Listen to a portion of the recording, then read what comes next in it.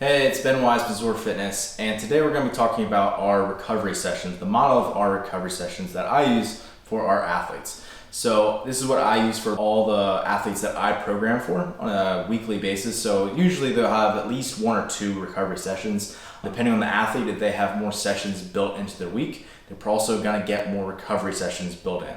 So it's good to have a balance between the number of recovery sessions that you're doing, or rebound sessions, or blood flow work, or whatever you would like to call it, and the number of hard sessions that you're doing. So you're kind of balancing the amount of oxygenating work you're getting with the amount of deoxygenating work that you're getting on a weekly basis. This just promotes good recovery as a whole. So a few things that you're going to be seeing as I go through this sample workout. This is what I call Aerobic Accessory. So this is one of the models that we use for our recovery sessions. Again, this is in our basic aerobic function model. So this is zone 0 of our energy systems model. So what zone 0 is, it's 0 because it is no stress, meaning that it's a very easy pace. So this is something that's going to be less than RPE, or rating of perceived exertion of 5 or less out of a scale of 10.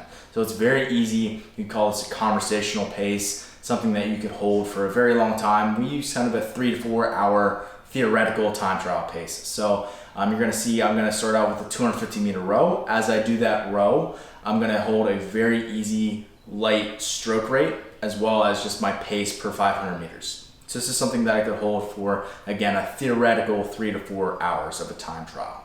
So next you'll see that I go over and start polyp press. Polyp press is an anti-rotational midline exercise. So again, this is aerobic accessory. So this is where the accessory part comes in. This is all very easy aerobic work, but you'll see that I can do midline work, I can do positional strength work, I can do a number of different things that can promote just overall good movement quality, and that's going to allow you for better joint integrity and longevity as a whole. Next, I'm going to go back to the rower. You'll see that I have this easy row pace that I'm holding a maybe 24 to 28 strokes per minute. So it's a very low stroke rate. I'm nasal breathing during this because it is really easy, and that just helps me promote more of a diaphragmatic breathing pattern, and that's just going to help promote parasympathetic tone as I'm going throughout this session. This also promotes blood and lymph to just flow through the body.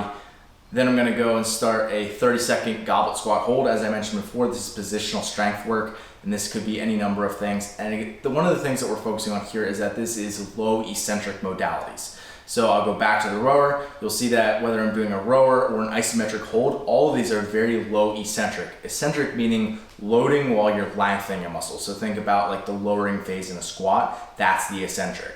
Any unaccustomed eccentric contraction is what's going to make you sore. So that's what's going to give you DOMS, that delayed onset muscle soreness when you get sore 2 or 3 days after you've worked out. That's what that's from, that unaccustomed eccentric contraction.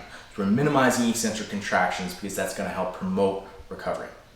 Next, I'm going to head over to the low rings. You'll see I do an FLR hold, so a front lever ring hold. It's very much like a front plank. It just demands a little bit more of my shoulder, and I'm really promoting having rigidity through my shoulders and my core as I'm also locking out my elbows completely. And this is not just great for the core, but it's also really great for the bicep and the shoulder. If you're doing work on rings, it's a great option for you. It's a little bit more of an advanced option. So if someone's heart rate is getting out of Z0, that zone where there might be at 120 beats per minute or more, they're getting out of that range. So for me, my max heart rate is somewhere around 185 or 190. I want to stay below 115 beats per minute for this recovery session piece. So I don't really think of it as a workout, I just think of it as movement, and that just helps promote where I want to be in this workout. I'll head back to the rower. Once again, 250 meters, just slowly accumulating that work, but it's broken up so it's not nearly as stressful to the body.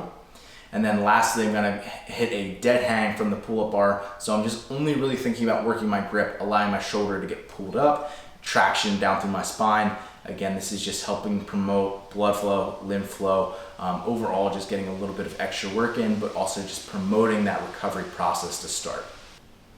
So there you have it. Let me know if you have any questions, and as always, head over to ZOARfitness.com for one-on-one coaching for the sport of fitness, as well as educational resources.